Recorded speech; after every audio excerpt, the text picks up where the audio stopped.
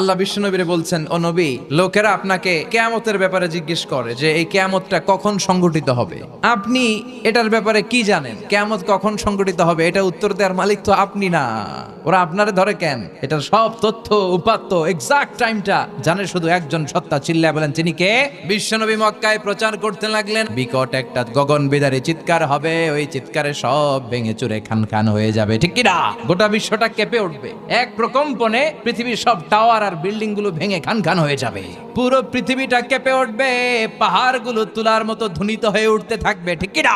বারবার কিয়ামত সম্পর্কে শুনতে শুরু করলো, কাফেরদের মাথায় প্রশ্ন জাগলো, মুহাম্মদ যা বলে যদি এটা সত্য হয় তাহলে কিয়ামতটা কবে হবে ওটা জানার দরকার আছে না নাই? সবাই এসে বিশ্ব নবীরে ধরে, ডেকে বলে, আব্দুল্লাহর বেটা মুহাম্মদ, তুমি যে বারবার কিয়ামতের আয়াতগুলো আমাদের কাছে পেশ করো, মুহাম্মদ আমাদের অন্তরেও ভয় ঢুকেছে, আমরা তোমার কাছে জানতে চাই এই কিয়ামতটা কোন দিন সংঘটিত হবে।